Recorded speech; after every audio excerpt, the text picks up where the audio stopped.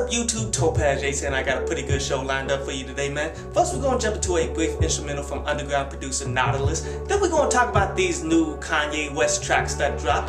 Then we're going to jump into some questions.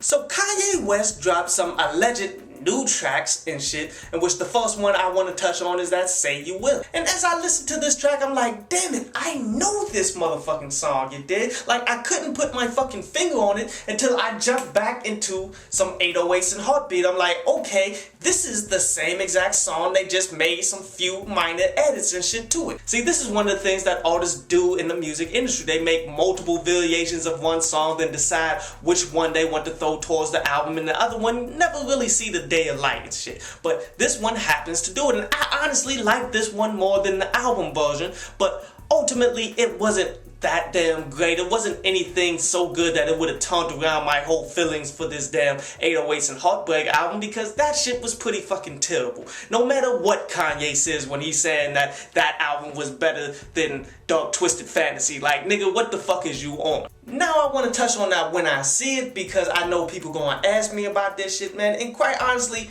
it's just an instrumental while he's trying to sing on the Weeknd's joint, man. And my feelings about that is, Kanye, let the real singer actually handle that shit. Like, I've never really been a fan of Kanye West singing and shit, but this is one of his motherfucking worst attempts at trying to sing right here, dude. And sadly, with him dropping these two tracks and shit, man, on SoundCloud, it may actually be pointing towards how the whole Swish album actually may sound like. Like, he may not be giving up this auto-tune. He may not stop this motherfucking singing that he can't do.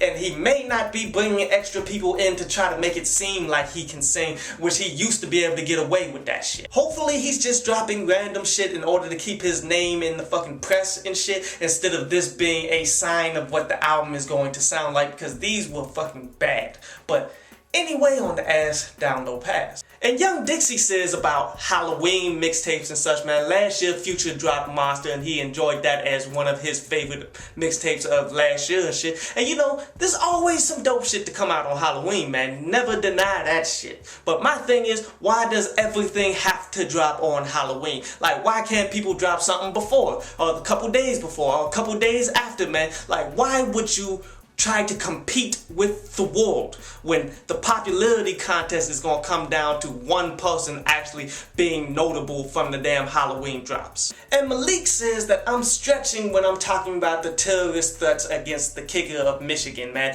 And I don't see how. Because here's the thing, if you're going to arrest that kid Carlos for making a random fucking threat and shit online, then you have to arrest some of these people that's making direct threats to a individual fucking person. Like, it's not okay to send threats to a sports star. I don't give a fuck how popular they are. See, here's the difference that I'm really trying to make here.